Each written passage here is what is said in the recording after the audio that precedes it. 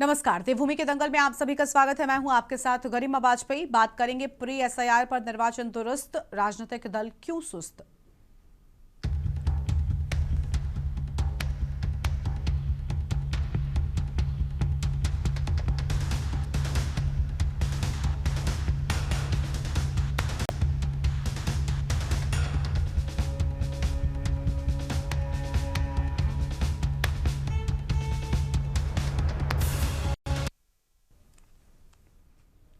उत्तराखंड में प्रस्तावित विशेष गहन संशोधन एसआईआर से पहले प्री एसआईआर की प्रक्रिया जारी है, ताकि एसआईआर के दौरान बीएलओ को जानकारियां और डॉक्यूमेंट एकत्र करने में दिक्कतों का सामना न करना पड़े। भारत निर्वाचन आयोग के निर्देश पर उत्तराखंड राज्य में प्री एसआईआर एक्टिविटी 4 दिसंबर 2025 को शुरू की गई थी। उससे पहले ही उत्तराखंड के मुख्य निर्वाचन अधिकारी कार्यालय की ओर से राजनीतिक पार्टियों के साथ बैठक कर बीएलए की नियुक्ति पर जोर दिया गया था, लेकिन 1 माह से अधिक का समय बीत जाने के बावजूद अभी तक राजनीतिक पार्टियों की ओर से तय बीएलए की नियुक्ति नहीं हो पाई है। ऐसे में आप अंदाजा लगा सकते हैं कि बीएलए नियुक्त करने में सुस्त राजनीतिक दल कोई आने वाले विधानसभा चुनाव से पहले मतदाताओं और वोटर लिस्ट में अपना बड़ा नुकसान न कर ले। उत्तराखंड में प्री एसआईआर गतिविधियां जोर शोर से चल रही हैं। इसी चरण में प्रदेश में आगामी दिनों में होने वाले विशेष गहन संशोधन यानी एसआईआर को लेकर शुरुआती तैयारियां की जा रही हैं। साथ ही एसआईआर के दौरान मतदाताओं को किसी भी तरह की असुविधा न हो, इसके लिए हर मतदाता तक पहुंच, समन्वय और संवाद अभियान भी चलाया जा रहा है। आपको बता दें कि उत्तराखंड में 11,733 बूथ हैं। प्रदेश में कुल बूथों की संख्या 11,733 ही है। ऐसे में इन सभी बूथों पर राजनीतिक पार्टी की ओर से बीएलए नियुक्त किए जाने हैं, ताकि एसआईआर की प्रक्रिया को बेहतर और पारदर्शी तरीके से संचालित किया जा सके। लेकिन राजनीतिक पार्टियों की ओर से नियुक्त किए गए बीएलए की संख्या इस बात को बयान कर रही है कि उनका ज्यादा फोकस नहीं है, या फिर उनको बीएलए बनाने के लिए कार्यकर्ता ही नहीं मिल रहे। दिलचस्प बात तो यह है कि उत्तराखंड में 2 ही मुख्य पार्टियां हैं जिनके पास पार्टी कार्यकर्ताओं की बड़ी फौज है। बावजूद इसके बीएलए नियुक्त न हो पाना तमाम तरह के सवाल खड़े कर रहा है। आज इसी पर करेंगे विस्तार से गहन चर्चा। खास मेहमान हमारे साथ में होंगे, लेकिन उससे पहले आपको एक स्पेशल रिपोर्ट दिखाते हैं।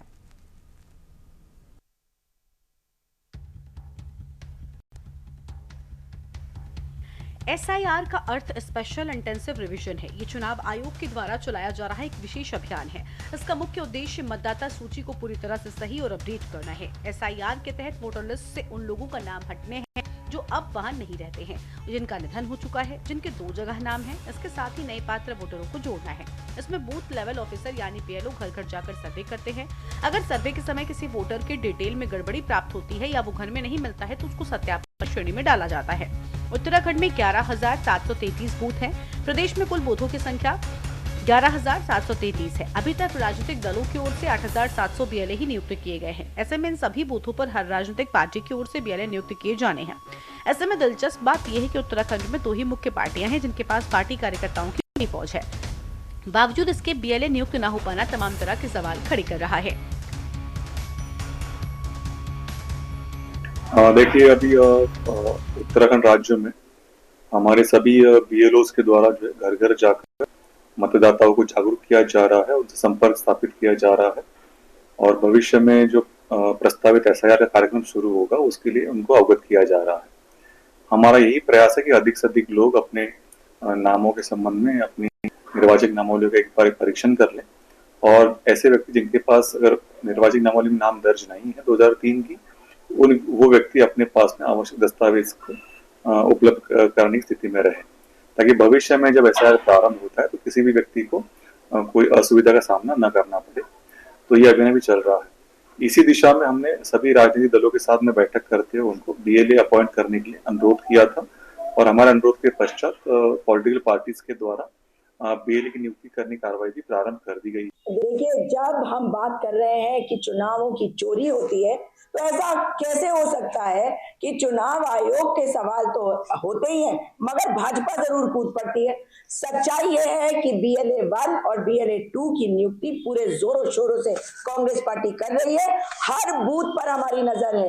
इस बार हम एक भी वोट को चोरी नहीं होने देंगे, इन डकैतों से बचा के रखेंगे। लेकिन साथ ही भाजपा की बात अगर करी जाए तो भाजपा ये बताए कि उनको तो कुछ करने की जरूरत ही नहीं है, ना बीएलए की नियुक्ति, ना बीएलए 1 ना बीएलए 2। भाई जो भी है उनकी तो साठगांठ है। इससे सवाल उठाकर केवल दिमाग में भ्रम की स्थिति पैदा करने की कोशिश भाजपा कर रही है। भारतीय जनता पार्टी के पास पूरी तरह से बीएलए नियुक्त करने के लिए पूरी कार्यकर्ता हैं और 80% से ज़्यादा बीएलए नियुक्त भी हो चुके हैं। ऐसे में कांग्रेस का ये आरोप निराधार है और बीएलए अपने कार्यों को आगे बढ़ा रहे हैं और पूरे क्षेत्र का डाटा भी जिस तरह से कलेक्ट हो रहा है और जनता के बीच में इसका एक अच्छा संदेश जा रहा है, जनता भी जुड़ रही है और आंकड़ों को बढ़ाने की दृष्टि से भारतीय जनता पार्टी का कार्यकर्ता सजग है। प्रदेश की सबसे बड़ी पार्टी भाजपा का कहना है कि उत्तराखंड में प्रस्तावित विशेष गहन पुनरीक्षण के लिए पार्टी स्तर से बीएलए की नियुक्ति की जा रही है। वर्तमान समय तक करीब 5,300 बीएलए नियुक्त किए जा चुके हैं, जबकि 4,700 बीएलए की सूची भी तैयार है, जिसका वेरिफिकेशन चल रहा है। ऐसे में जनवरी महीने के अंत तक बीएलए नियुक्ति की प्रक्रिया पूरी करते हुए सभी बूथों पर बीएलए नियुक्त कर दिए जाएंगे। वहीं कांग्रेस का दावा है कि प्रदेश के सभी 70 विधानसभा सीटों पर पहले बीएलए 1 नियुक्त करने की प्रक्रिया शुरू की गई और ऐसे में सभी विधानसभा सीटों पर बीएलए 1 नियुक्त किए जाने के बाद बीएलए 2 नियुक्त करने की प्रक्रिया चल रही है। अभी तक प्रदेश भर में 58 से 65% बीएलए 2 की नियुक्ति की जा चुकी है। पार्टी स्तर से करीब 65 से 66 विधानसभा सीटों पर बीएलए 2 की सूची तैयार हो चुकी है। 15 से 20 जनवरी तक सभी बूथों पर बीएलए 2 नियुक्त कर सूची मुख्य निर्वाचन अधिकारी कार्यालय को सौंप दी जाएगी। वहीं अन्य दलों की भी एसआईआर को लेकर मिलीजुली प्रतिक्रिया सामने आई है। एसआईआर जो प्रक्रिया है अपने आप में, ये चुनाव आयोग ने इसको उलझा दिया है। प्री एसआईआर होने जा रहा है यहाँ पे, लेकिन कुछ दस्तावेज ऐसे हैं कि जो बहुत पुराने हैं। 2003 से पहले जो स्थिति थी वो उसको कैसे आज यहाँ लेके आएगा, तो तमाम लोग उसके लिए परेशान हैं कि कैसे वो वहाँ से अपने डॉक्यूमेंट निकालेंगे। ये एक प्रक्रिया बना दी है सरकार, चुनाव आयोग ने, तो जिसके कारण से लोग बाग काफ़ी परेशान हैं। जहाँ तक आपने कहा राजनीतिक पार्टियों ने वो बीएलए नियुक्त किए हैं, तो वो ठीक है, वो उनकी जितनी जिसकी सामर्थ्य होगी वो अपने हिसाब से लगाएगा, लेकिन जो काम सरकारी तौर पर होने चाहिए वो आज वो जो चुनाव आयोग वो पार्टियों पर वो कर दे रहा है, पार्टियों को ब्लेम कर रहा है कि पार्टियां उसको करेंगे। भाई ये मतदाता सूची जो बनाने का काम है पर सरकार का, इसका चुनाव आयोग का काम है। देखिए, सबसे पहले इसमें बीएलए 1 को नियुक्त करने की प्रक्रिया शुरू की गई, जिसमें सभी 70 विधानसभाओं पर बीएलए 1 नियुक्त किए गए और उस प्रक्रिया के बाद फिर उसके दूसरे चरण में बीएलए 2 को नियुक्त करने की प्रक्रिया शुरू हुई, जिसमें हम ओवरऑल अगर उत्तराखंड की 70 विधानसभाओं की बात करेंगे तो हम लगभग 58 से 65% के बीच में लगभग हम लोग इसको कंप्लीट कर चुके हैं। हमारे जहाँ तक पार्टी के स्तर पर है, तो पार्टी के स्तर पर लगभग 65-66 विधानसभाओं से लगभग पूरे बीएलए 2 इकट्ठे हो चुके हैं और उसमें कुछ अंतिम रूप दिया जाना है। कहीं पर फोटो चिपकानी है, कहीं पर कोई साइन में कोई त्रुटि रह गई है, कोई छूट गया है, क्योंकि 3 साइन चाहिए। तो वो जो प्रक्रिया वो पार्टी के लेवल पर कंप्लीट करके 15 तारीख हमने तय किया है, पर मुझे लगता है कि इन सारी चीजों में काम करते करते 20 तारीख तक हम बीएलए 2 की जितनी जो पूरी प्रक्रिया है उसको हम कंप्लीट कर देंगे। नहीं, देखिए, इसमें भारतीय जनता पार्टी लीड लिए हुए है और हमने लगभग 2500 से ऊपर बीएलए हमारे तक यहाँ से जा चुके हैं। बाकी दलों ने थोड़ा सा सुस्ती दिखाई है और हमने अपने कार्यकर्ताओं को भी निर्देश किया हुआ है कि जहाँ जहाँ बीएलए इस काम में लगे हुए हैं, बीएलओ लगे हुए हैं, उनको सहयोग करें और किसी का भी वोट छूटना नहीं चाहिए एसआईआर के कारण, और कोई गलत वोट जुड़ना नहीं चाहिए, रहना नहीं चाहिए। इस पॉलिसी पे हम लोग काम करें। लगातार हम लोग बैठकों का दौर भी चल रहा है और कार्यकर्ताओं को इस काम में लगाया हुआ है। कुल मिलाकर आपको अवगत करा दें कि उत्तराखंड में 11,733 बूथ हैं। प्रदेश में कुल बूथों की संख्या भी यही है। अभी तक राजनीतिक दलों की ओर से 8,700 बीएलए ही नियुक्त किए गए हैं, जिसमें से अभी 3,033 बीएलए की नियुक्ति बाकी है। प्रदेश में प्री एसआईआर की गतिविधियां शुरू हुए 1 महीने से ज्यादा का समय बीत गया है, लेकिन अभी तक प्रदेश के पूरे 11,733 बूथों पर राजनीतिक पार्टियों की ओर से बीएलए की नियुक्ति नहीं हो पाई है, जबकि मुख्य निर्वाचन अधिकारी कार्यालय की ओर से इस संबंध में कई की बैठकें भी की जा चुकी हैं। मुख्य निर्वाचन अधिकारी कार्यालय से मिली जानकारी के अनुसार अभी तक राजनीतिक दल की ओर से 8,700 बीएलए ही नियुक्त किए गए हैं। इनमें से प्रदेश की एक मुख्य राजनीतिक पार्टी की ओर से सबसे अधिक 5,300 बीएलए नियुक्त किए गए, जबकि दूसरी मुख्य राजनीतिक पार्टी की ओर से 3,200 बीएलए ही नियुक्त किए गए हैं। इसके अलावा 200 बीएलए अन्य राजनीतिक पार्टियों की ओर से नियुक्त किए गए हैं। ऐसे में सवाल ये उठता है कि क्या राजनीतिक पार्टियों के पास कार्यकर्ता नहीं है? अगर हैं भी तो कोई भी दल प्री एसआईआर को सीरियस क्यों नहीं ले रहा है, जिसकी वजह से प्रक्रिया धीमी गति में है। Uttarakhand desk report.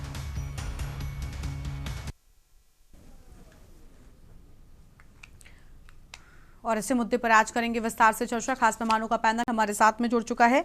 राजेश बिष्ट जी, प्रदेश प्रवक्ता भारतीय जनता पार्टी की ओर से, मंजू त्रिपाठी प्रदेश प्रवक्ता कांग्रेस पार्टी की ओर से, कैप्टन राकेश ध्यानी केंद्रीय प्रवक्ता हमारे साथ में हैं और दीपक मलिक सामाजिक कार्यकर्ता हमारे साथ में हैं। कुलदीप राणा वरिष्ठ पत्रकार हमारे साथ में जुड़ चुके हैं। सभी मेहमानों का बहुत बहुत स्वागत। आज की हमारी चर्चा में शुरुआत राजेश बिष्ट जी के साथ कर लेंगे। राजेश जी, दो ही मुख्य रूप से बड़ी पार्टियां हैं, बीजेपी और कांग्रेस उत्तराखंड में, बावजूद इसके अब तक आखिर कार्यकर्ताओं को जिम्मेदारी क्यों नहीं दी जा सकी है? जो प्री एसआईआर की प्रक्रिया है इसको गंभीरता से क्यों नहीं लिया जा रहा प्रदेश में? अभी भी कई सारे बूथ खाली पड़े हैं।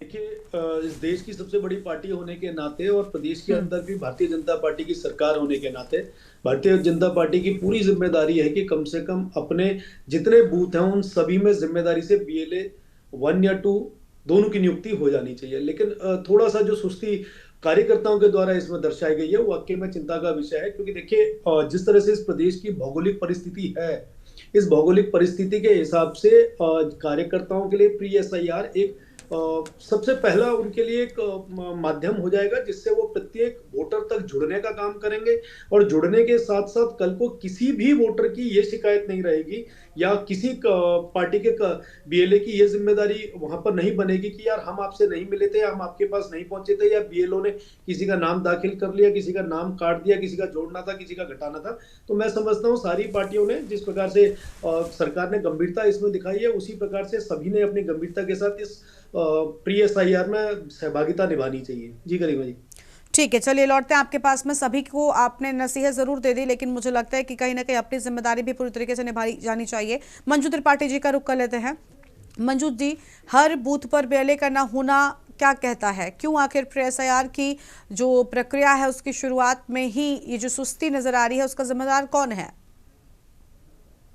देखिए गरिमा जी, हमारे पार्टी की तरफ से बीएलए 1 और बीएलए 2 है जो है 60 से 65% काम हम लोगों ने नियुक्ति दे दी है, काम हो रहा है। लेकिन जो है ठीक है, एसआईआर की प्रक्रिया अगर सरकार ने शुरू की है, ये काम सरकार का था, लेकिन सरकार ये काम नहीं कर पा रही है पूर्ण रूप से। हम लोग लगे हुए हैं। इसका सुस्ती का कारण है कि हमारा प्रदेश जो है अंकिता हत्याकांड जैसे मामले में उलझा हुआ था। जगह जगह जो है कार्यकर्ता व्यस्त थे, जुलूस, मसाल जुलूस, धरना प्रदर्शन, इन सब में व्यस्त थे, क्योंकि ये भी ज्वलंत उदाहरण था। एक बेटी के न्याय की बात थी और एक महिला सम्मान के जो महिलाएं आहत हुई हैं उसकी बात थी, इसलिए थोड़ी सुस्ती जो है कार्यकर्ताओं द्वारा मतलब थोड़ा डिले हुआ। लेकिन मैं अपनी पार्टी की तरफ से, अभी हमारे पूर्व पार्टी की तरफ से भी पक्ष रखा गया कि जल्द से जल्द जो है हम लोग पारदर्शिता के साथ इसका जो है काम पूरा करेंगे। और जहां तक बात है सरकार की, ठीक है, इस समय सरकार ने पेपर में उलझा कर रखा हुआ, जो लोग नहीं है उनका नाम कट जाए कोई बात नहीं, वो ठीक है कि वो जिनका निधन हो गया। लेकिन जो जनता इस समय पेपरों में उलझी हुई है कि जो लोग हैं और उनका नाम कट जाए, वो जो है स्थिति थोड़ी गंभीर हो जाती है और जो है कष्टदायी भी हो जाती है। ठीक है, लौटते हैं आपके पास में और मेहमान हमारे साथ में हैं। कैप्टन राकेश ध्यानी जी, केंद्रीय प्रवक्ता हमारे साथ में जुड़े हुए हैं। बहुत स्वागत सर आपका भी। राकेश जी, क्या कहना चाहेंगे आप? यूकेडी की ओर से आप बैठे हैं। हर बूथ पर बीएलए का ना होना लोकतंत्र को खतरा बताया जा रहा है। एक तरफ एसआईआर एक बहुत जिम्मेदारी से भरा कार्य है जिसका पूरा होना बहुत ज्यादा जरूरी है, क्योंकि आने वाले वक्त में चुनाव भी प्रदेश में। लेकिन उससे पहले ये लापरवाही जो है उसको क्या कहेंगे? लापरवाही तो हम सरकार की बताएंगे इसमें, क्योंकि एसआईआर की प्रक्रिया में बहुत अच्छी चीज है, कोई चीज नई इम्प्लीमेंट हो रही है, जो मर गए हैं या जो यहाँ के नहीं हैं, बाहरी लोग यहाँ पे बसे हुए हैं, उनका नाम वाकई ही वोटर लिस्ट में नहीं होना चाहिए। लेकिन जो प्रक्रिया अपनाई गई है कि 2003 जो आधार रखा गया है, वो इस समय सारे वोटर्स को कंफ्यूज में रखा हुआ उसने कि कहाँ से हम अपना डिटेल, हम अपना बूथ लेवल, अपना बूथ कौन सा हमारा बूथ था 2003 में, कौन सा हमारा जो है सीरियल नंबर था, ये कहाँ से ढूंढेंगे? आजकल चलो नए बच्चे हैं, थोड़ा इंटरनेट का उनको ज्ञान है, थोड़ा बहुत कोई निकाल सकते हैं, पर हर एक आदमी तो इससे वो जो है विज्ञ नहीं है। हर एक आदमी को तो डिटेल मिलेगा नहीं। तो ये ड्यूटी सरकार को अपने हाथों में लेनी चाहिए। बीएलओ की ड्यूटी बनती है कि हर एक जगह का उसके पास डाटा होना चाहिए, सेंटर बनाए, उन सेंटर में चाहे मेरा कि दूसरे विधानसभा में अगर मेरा नाम था तो वो डिटेल पर्टिकुलर हर बीएलओ के पास होना चाहिए कि मेरा नाम उसमें था, आप उसमें ढूंढिए। वो बीएलओ की ड्यूटी बनती है, न कि जनता को आप लाइन में खड़ा करें। आप भारतीय जनता पार्टी ने एक ट्रेंड बना दिया है कि बस लाइन में खड़े रहो, और वही आज लाइन में खड़े हैं। इसके ऊपर बहुत लंबा डिस्कशन हो सकता है, क्योंकि एक तो आसाम के अंदर आपने 2003 का जो आधार था वो बिल्कुल खत्म कर दिया। एक देश में आप दो टाइप के कानून क्यों ला रहे हैं? आपने जब वहां पे आसाम में देखा कि बांग्लादेश से बहुत सारे लोग जो है हिंदू जो वहां से माइग्रेट हो गए और आसाम में आ गए, तो आपने सोचा कहीं हिंदू हमारा वोट बैंक न खिंचे जाए, तो आपने आसाम में जो है इस प्रक्रिया को साइड कर दिया कि उनके लिए वो 2003 का आधार नहीं है।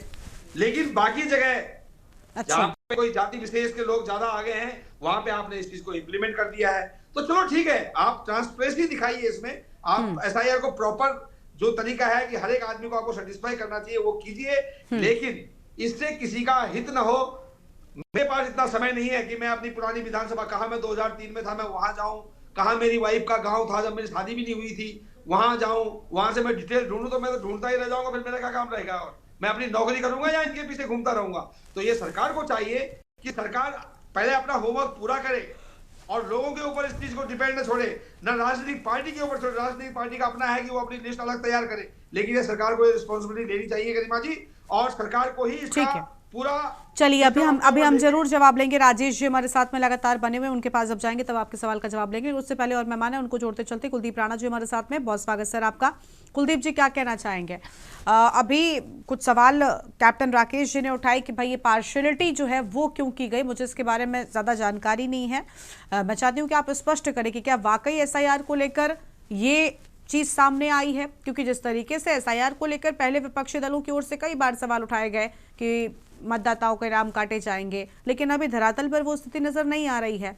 उसका उद्देश्य ही कुछ और है क्या? राजनीतिक रूप से उसे कुछ और बनाने का प्रयास किया जा रहा है?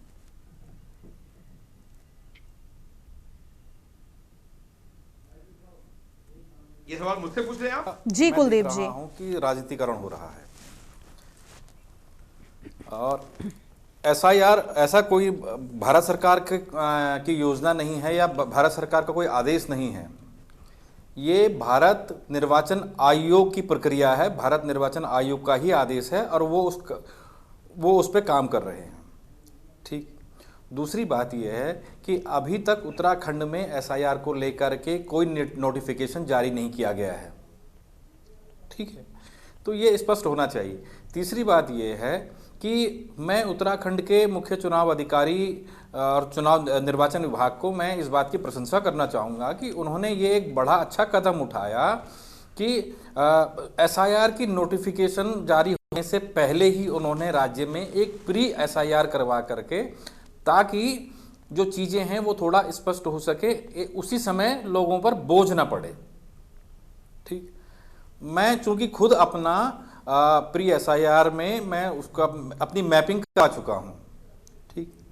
पहली बात ये है कि ये मैं किसी राजनीतिक दल के प्रवक्ता की तरफ से ये बात नहीं कह रहा हूँ, क्योंकि हमने इसमें खबरें लिखी हैं। मैं और हम चुनाव निर्वाचन आयोग से हम लगातार इस पर संपर्क में रहते हैं, क्योंकि और जानकारियाँ लेते रहते हैं, डेटा लेते रहते हैं। ठीक है। अब हो क्या रहा है कि इसका इतना राजनीतिकरण कर दिया गया है, ऐसा लग रहा है जैसे इस देश में पहली बार एसआईआर हो रहा है। ठीक है। वोटर की जो सूची है उसमें कई तरह की गड़बड़ियां हैं पूर्व की सूची में। मैं आपको कुछ 2-3 बातें आपको स्पष्ट करूंगा। यहाँ पे एक सूची है, उसमें माना 100 लोगों के नाम हैं। ठीक। और 1 से 25 तक उसमें मतदाता के नाम अंकित हैं।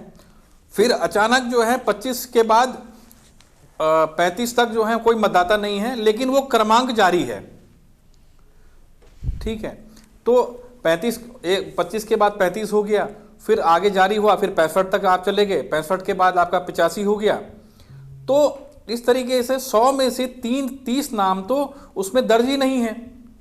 ठीक। जिन्हें हम ये कह रहे हैं कि नाम कट गए हैं। नाम कटे नहीं हैं, दरअसल वो नाम दर्ज ही नहीं थे, वो क्रमांक में कुछ गड़बड़ियां थी जो निकल करके अब सामने आ रही हैं। ठीक। दूसरी चीज़ ये है कि 2003 की जो सूची है वो इंटरनेट पर भी उपलब्ध है और बीएलओ पर भी उपलब्ध है, बीएलओ के पास भी उपलब्ध है। बीएलओ घर घर जाकर के फ़ोन भी कर रहे हैं, बात भी कर रहे हैं लोगों से, और जो लोग स्वतः जागरूक हैं, मैंने अपना इंटरनेट से डेटा निकाला, चुनाव आयोग की वोटर लिस्ट, उससे 2003 का वोटर लिस्ट निकाला। मैं आपको बता दूं कि मैं इस उत्तराखंड राज्य के सीमांत जनपद चमोली का रहने वाला हूं। 2003 में मेरा वोट चमोली में था, मैं 2006 से देहरादून में हूं, उसके बाद मैं देहरादून में मतदान करता रहा हूं, तो अब मेरा देहरादून में आ गया है।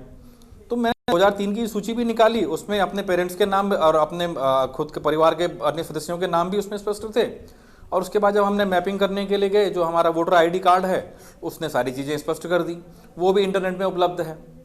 इसके अलावा जो बीएलओ है, बीएलओ के पास 2003 की सूची है, ऐसा नहीं है कि उनके पास सूचियां नहीं हैं।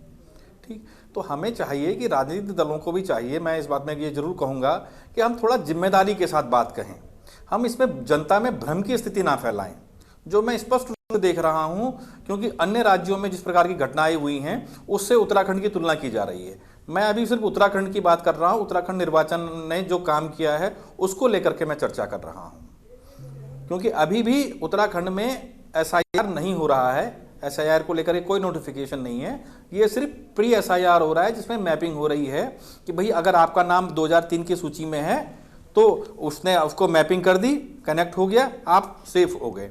अब जिनके नाम नहीं है, ठीक है, अब माना किसी का उसमें 2005 की सूची में या 2007 की सूची में उसका नाम आया हो, ठीक, वो कैसे कनेक्ट होगा? तो वो उसके पिता के नाम से, माता के नाम से वो कनेक्ट हो जाएगा, उसमें भी कोई समस्या नहीं है। कोई विवाहित होकर के, विवाह होकर के कोई महिला अगर आती है तो उसका अगर मायके में नाम है और अब वर्तमान में ससुराल में नाम यहाँ दूसरी जगह आ गया है तो वो वहाँ से कनेक्ट हो जाएगा। उसको आप नाम को शिफ्ट भी करवाना चाहें इसमें तो वो भी फॉर्म 6 के तहत आप शिफ्ट कर सकते हैं। तो ये कहना कि बड़ा गलत है, मैं इसको सही नहीं मान रहा हूँ कि उत्तराखंड की निर्वाचन आयोग ने इसमें जो होमवर्क किया है वो प्रशंसनीय है। ठीक है, मैं इसमें उनको पूरे मार्क्स दूंगा, उन्होंने एक अच्छा प्रयास किया और अभी तक 70% से ज़्यादा का डेटा मैच हो चुका है। ठीक है, तो आप लगाइए कि अब जब एसआईआर होगा तो एसआईआर में कितनी चीज़ें सुलभ हो जाएंगी, लोगों के लिए आसानी होगी।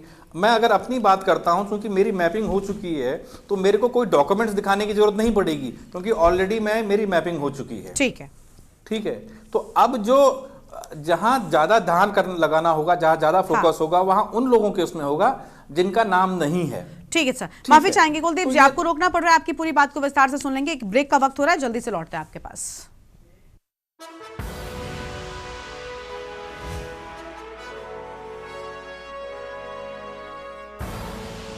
आप देख रहे हैं के न्यूज, खबरों का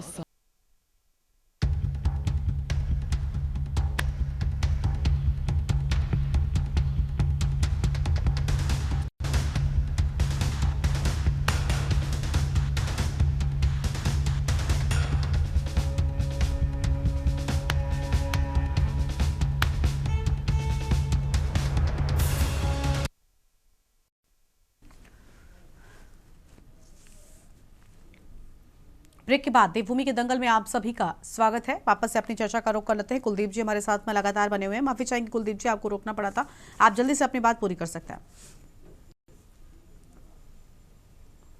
कुलदीप जी बिल्कुल। और दूसरी बात यह है कि यहाँ कटघरे में राजनीतिक दल जरूर हैं, उस कटघरे में भाजपा भी खड़ी है, कांग्रेस भी खड़ी है, क्योंकि अभी चूंकि डिबेट में दोनों के प्रवक्ता हैं इसलिए मैं ये बात कह रहा हूं। मैं आपको एक डेटा दे रहा हूं, अभी तक उत्तराखंड में 11,733 बूथ हैं, तो यानी कि जो बीएलए है उनकी कुल नियुक्ति होनी चाहिए थी एक पॉलिटिकल पार्टी से 11,733, लेकिन अभी तक भाजपा ने जो उपलब्ध कराए हैं वो है 5,608। ये वो भाजपा है जो पन्ना प्रमुख तक नियुक्त करती है, जिन्होंने उत्तराखंड में 2.5 लाख से ज्यादा पन्ना प्रमुख नियुक्त किए थे अपने चुनावों में, उसके पास 11,733 बीएलए नहीं है। ये आलम भाजपा का है जो सत्ता में है। कांग्रेस ने अभी तक 3,391 कांग्रेस ने दिए हैं। ये चुनाव आयोग से लिया है मैंने ये डेटा। बीएसपी ने 123 और सीपीआई-एम ने 103 बीएलए उत्तराखंड में नियुक्त किए हैं। अब अगर ये सवाल उठता है कल के दिन, कोई राजनीतिक दल एक दूसरे पर आरोप लगाते हैं कि ये कट गए, नाम कट गए, ये हटा दिए गए, वो हटा दिए गए, तो भैया ये जो बीएलए नियुक्त होने हैं बीएलओ के अंडर में, ये इसीलिए नियुक्त होने हैं ताकि आप उसकी मॉनिटरिंग कर सको कि कोई भी राजनीतिक दल जो है अनैतिक रूप से वहां नाम ना जोड़ सके किसी मतदाता का, ठीक है, या किसी मतदाता का अनैतिक रूप से नाम ना काटा गया हो। इसी चीजों की मॉनिटरिंग के लिए बीएलए की नियुक्ति होनी थी। तो उत्तराखंड में बीएलए की नियुक्ति में भाजपा कितनी फिसड्डी है, कांग्रेस कितनी फिसड्डी है, वो ये यहां दिखाई दे रहा है। कितनी गंभीरता से ये लोग एसआईआर को लेकर के काम कर रहे हैं। ठीक है, ऐसा नहीं है कि एसआईआर इस देश में पहले नहीं हुआ होगा, जब कांग्रेस की सरकारें थी तब भी एसआईआर हुआ है। हाँ, अभी एक नया नाम सामने आया, तो थोड़ा सा हमें निर्वाचन को लेकर के, इन चीजों को लेकर के जनता में कंफ्यूजन क्रिएट नहीं करना चाहिए। ठीक है सर, चलिए लौटते हैं आपके पास में। दीपक मलिक जी, सामाजिक कार्यकर्ता, हमारे साथ में लगातार बने हुए, बहुत स्वागत दीपक जी आपका। दीपक जी, क्या कहना चाहेंगे? एसआईआर को सिर्फ राजनीतिक दल मुद्दा बना रहे हैं, एक सही प्रक्रिया मान रहे हैं, आप क्या कहेंगे सर? क्योंकि अभी तक ये बिल्कुल ठीक बात है, राजेश जी से कई सारे सवाल उठे हैं। हाँ, बताइए आप। एसआईआर गलत है ये तो कोई भी नहीं बोल सकता, प्रक्रिया तो ठीक है। नहीं, विपक्षी बोल रहे हैं। जब प्रक्रिया ऐसी चलती है तो इसमें थोड़े चैलेंज भी आते हैं। चुनाव आयोग उत्तराखंड में बहुत अच्छा काम कर रहा है, जैसे कुलदीप जी ने भी बोला, उससे हम सेटिस्फाई हैं। अब ऐसे में समस्या एक होती है, एक राजनीतिक दल विशेष की जो आईटी सेल है ना, यह बहुत बड़ी प्रॉब्लम खड़ी करती है। यह देश में एक भस्मासुर का रोल अदा करती है। वो तरह तरह के मेम्स बना रहे हैं, किसी का ये नहीं मिला तो वो हो जाएगा, डिटेंशन सेंटर में ऐसे ऐसे मेम्स रोज देख रहा हूं।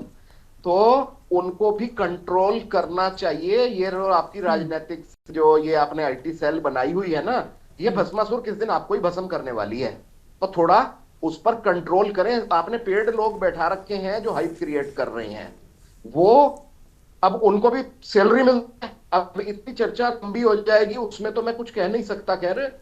लेकिन जहां तक उत्तराखंड में बीएलए जो है नियुक्त करने के लिए अगर इलेक्शन कमीशन ने आग्रह किया है तो इसमें कुछ गलत नहीं है।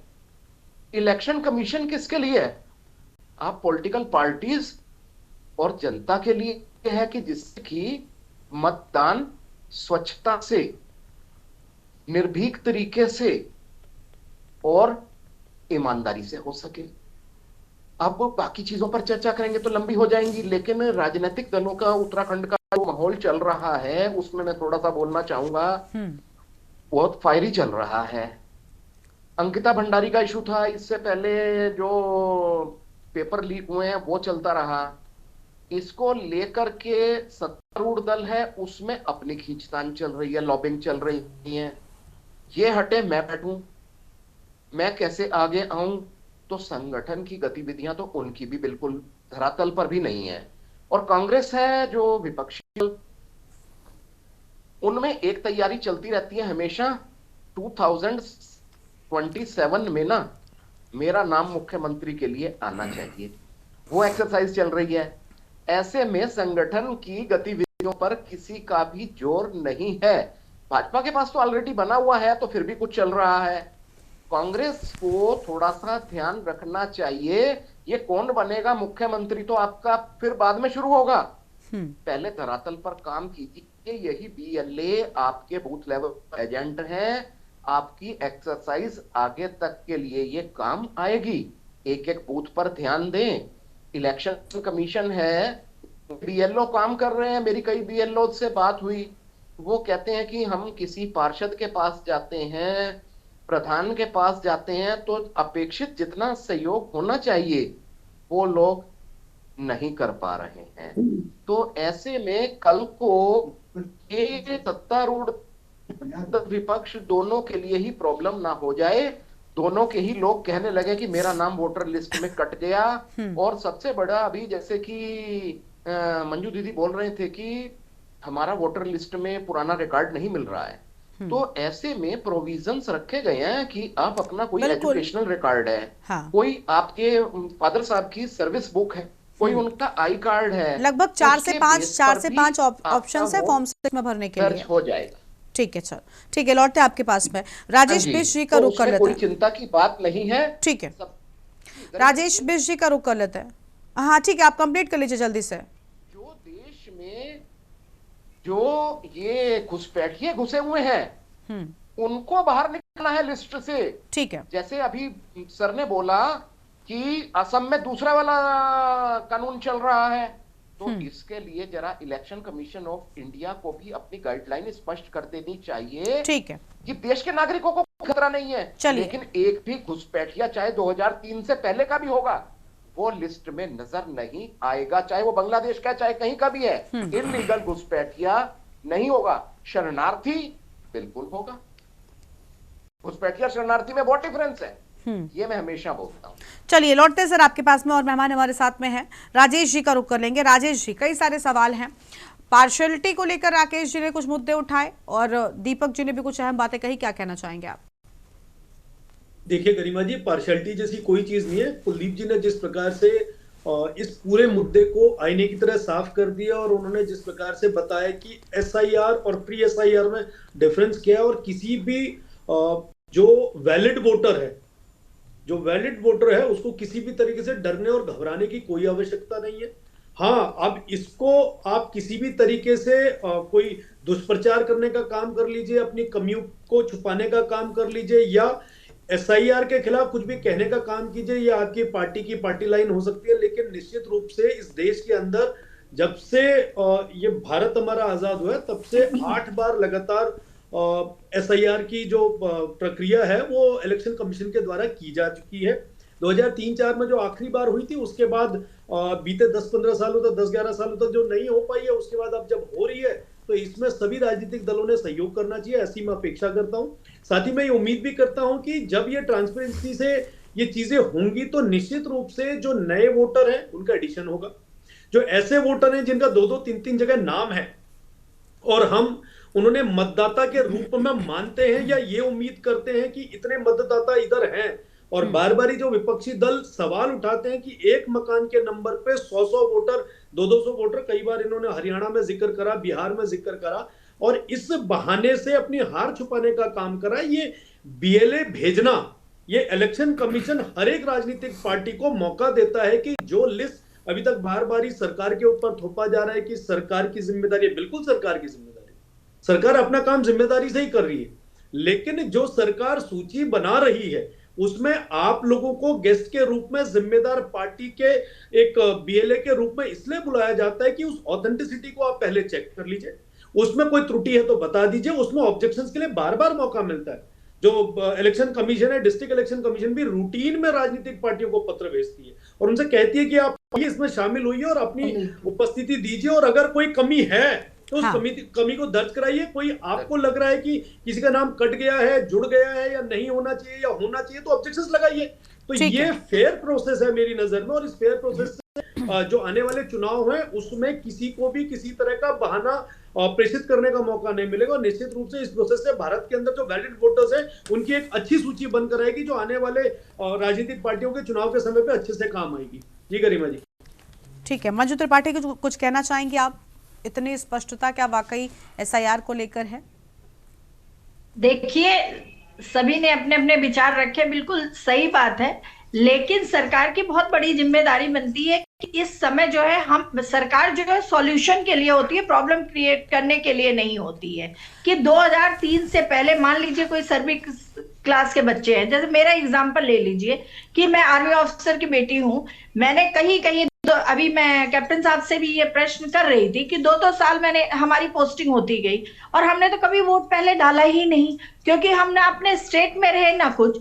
उसके बाद शादी होके हम आए, 2005 से जो है हम यहाँ वोट डाल रहे हैं, अब 2003 से, और माय फादर इज नो मोर, तो अब 2003 से पहले का हम कहां से देंगे? तो इस तरह से जैसे आपने ही एक प्रक्रिया शुरू की थी कि आधार आपका, इसमें आपने आधार कार्ड को खारिज कर दिया है, तो ये मतलब बहुत उलझाया हुआ है, इसकी सारी प्रक्रियाएं जो है, एवरीथिंग शुड बी क्लियर।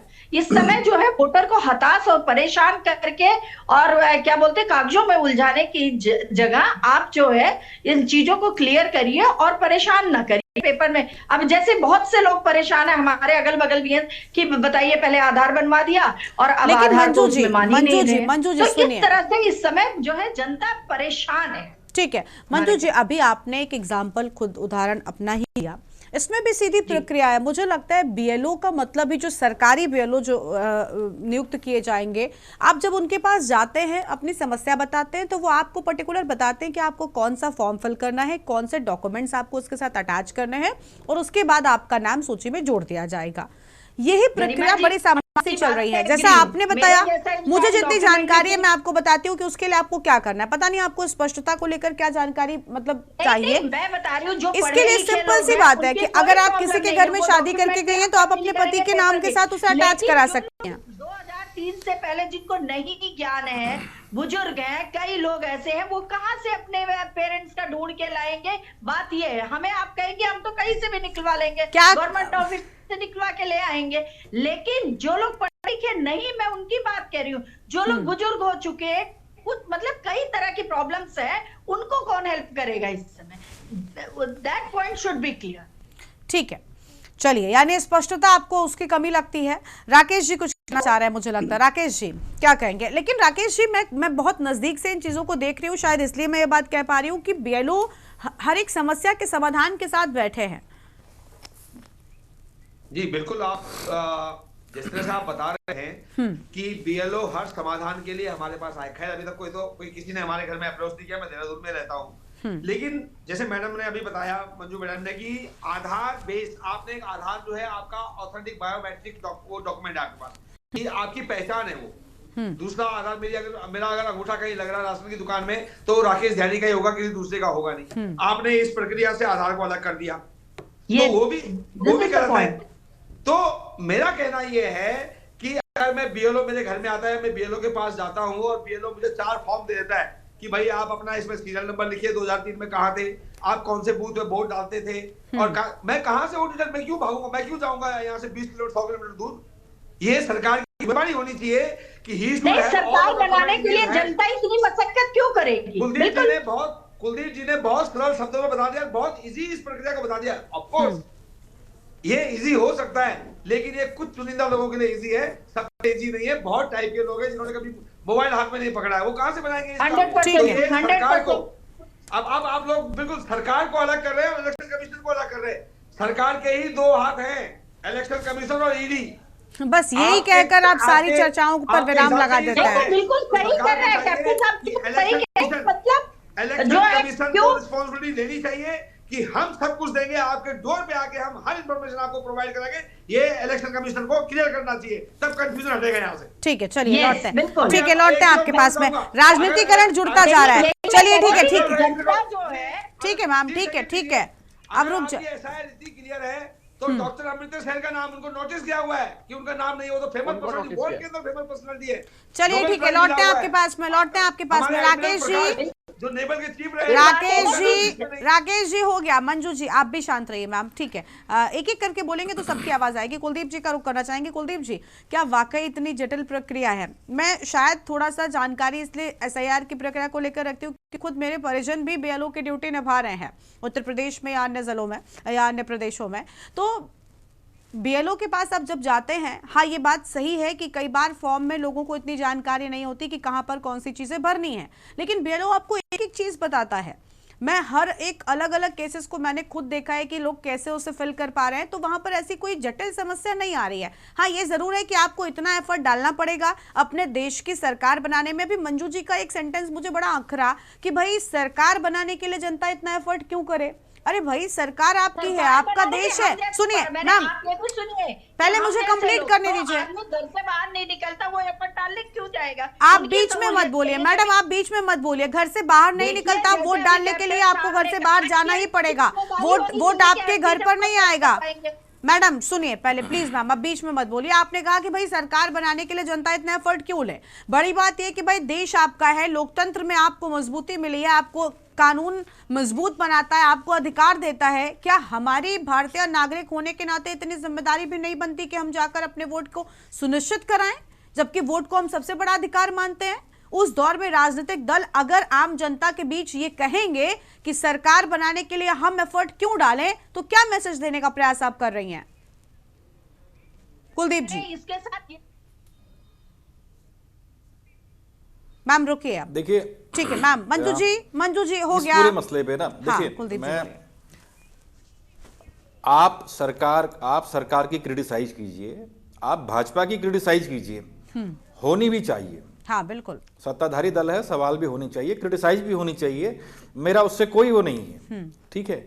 लेकिन ये चुनाव की जो प्रक्रिया है ये भारतीय लोकतंत्र को मजबूत करने की प्रक्रिया है, ठीक है।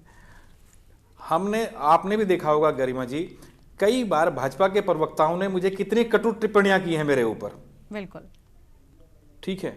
कई बार कांग्रेस के प्रवक्ताओं ने भी की है टिप्पणी, ठीक। लेकिन ये विषय भाजपा या कांग्रेस से जुड़ा हुआ नहीं है, ये विषय भारत के लोकतंत्र से जुड़ा हुआ है, जिसे हम विश्व का सबसे बड़ा लोकतंत्र कहते हैं, ठीक है। अच्छा, दूसरी चीज, एक पत्रकार होने के नाते मेरी भी जिम्मेदारी है कि मैं जनता तक, इस बहस में भी मैं जनता तक उन बातों को पहुंचाऊं ताकि जनता के मन में अगर कोई कंफ्यूजन है, अगर हमारे दर्शक देख रहे हैं, की न्यूज के दर्शक देख रहे हैं और उनके मन में कोई कंफ्यूजन है, तो वो हमारी डिबेट से कंफ्यूजन दूर हो, वो कंफ्यूजन बने नहीं, वो बढ़े नहीं, ठीक है। आप ये देखिए कि निर्वाचन ने 12 दस्तावेजों को इसमें लिस्ट अप किया हुआ है। आपके पास आज की डेट में पहले तो हाई स्कूल का प्रमाण पत्र है, चलो कोई हाई स्कूल पढ़ा लिखा नहीं है, लेकिन आजकल गरीबी रेखा के पेंशन मिलती है, तो पेंशन में पेंशन एक दस्तावेज है, उसमें आपका नाम होगा, बिल्कुल, ठीक है। और ये पेंशन का दस्तावेज तो सभी नौकरी पेशाओं के साथ होगा, उन्होंने देश के किसी भी कोने में नौकरी की होगी, लेकिन उनका मूल निवास का एड्रेस तो वही होगा ना, जहां उनका घर है, वो तो उस कागज में रहेगा ही रहेगा, वो तो बदलेगा नहीं, ठीक है। अच्छा, पासपोर्ट एक अलग चीज हो गई, जन्म प्रमाण पत्र, ठीक है। आज की डेट में अगर हम ये बात करें कि उत्तराखंड में जन्म प्रमाण पत्र नहीं है तो चलो ठीक, लेकिन उसके अलावा भी और सारी चीजें हैं। आपके पास अपने घर का तो कागज होगा कि आपके पास जो घर है, घर का कागज होगा आपके पास, वो अपने आप में एक दस्तावेज है। स्थायी निवास का प्रमाण पत्र एक कागज है, ठीक है।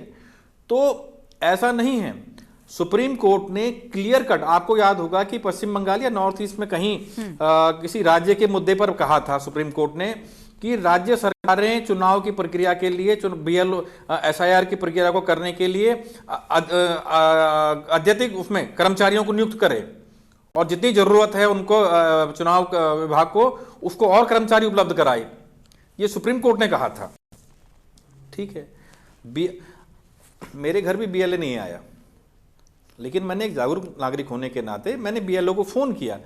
उस लिस्ट में, इलेक्शन कमीशन की लिस्ट में बीएलओ का नाम भी है कि आपका जो नाम है, आपने अपना वोटर आईडी कार्ड निकालना है, उसमें ईपिक नंबर है, वो आप डालेंगे, वो आपको मिल जाएगा। और आपका जहां पे नाम है उसके नीचे आपका बीएलओ कौन है वो भी है, सुपरवाइजर कौन है वो भी है, और उसके अलावा जिला निर्वाचन अधिकारी यानी कि डीएम साहब, उसका नंबर भी है। बीएलओ बूथ पर जिम्मेदारियां निभा रहे हैं। उसके बाद ये होता है कि उसके बाद जब छटनी होने के बाद जो लोग बूथ तक नहीं पहुंच रहे हैं, उसके बाद बीएलओ घर घर जाकर, यहां तक कि बहुत से जिम्मेदार नागरिक बीएलओ के साथ मौजूद होकर बूथों पर भी मदद कर रहे हैं। देखिए गरिमा जी, मेरे बीएलओ ने मुझसे कहा कि सर जितना आपने किया है, मतलब मुझे तो 1 मिनट नहीं लगा। हाँ, बिल्कुल। मैंने 2003 की लिस्ट, उन्होंने कहा सर 2003 की लिस्ट, मैंने कहा ये 3 की लिस्ट है, इसमें ये मेरा नाम है, ये मेरे फादर का नाम है, मेरी मदर का नाम है, मेरी सिस्टर्स का नाम है, ठीक है। उन्होंने कहा सर आपका एपिक ये वोटर आईडी कार्ड, मैंने कहा वो भी मैंने इससे निकाल रखा है, लेकिन उसने खट नंबर डाला और वो कनेक्ट हो गया, मैपिंग हो गई। आपने अपनी जिम्मेदारी समझी, आपने देखा कि हमारे देश की बात है, मेरी अपनी सरकार की बात है, मेरे अपने प्रदेश के हित की बात है, इसलिए मुझे ये जिम्मेदारी निभाने में आपत्ति नहीं है, बशर्ते ये चीजें आम नागरिकों को भी समझनी चाहिए और राजनीतिक दलों को चाहिए कि भ्रम न फैलाकर ये जागरूकता फैलाएं कि आपको अपने बूथ तक जाकर के अपना एसआईआर फॉर्म पूरा करना है, तब शायद जाकर एक सही संदेश आप दे पाएंगे। शुक्रिया सर आप सभी का हमारे साथ जुड़ने के लिए और अहम जानकारी के लिए। तो बीएलओ नियुक्ति में सुस्ती आखिर क्यों? क्योंकि अभी तक अगर प्री एसआईआर प्रक्रिया की बात करें तो प्रदेश में कई जगहों पर अभी तक सरकारों की ओर से बीएलओ नहीं नियुक्त किए गए, जिसके चलते एक बड़ा मुद्दा छिड़ गया है कि आखिर क्यों इस प्रक्रिया को इतनी सुस्ती के साथ निभाया जा रहा है। देवभूमि के दंगल में आज इतना ही। तमाम बड़ी खबरों के लिए आप देखते रहिए के न्यूज़।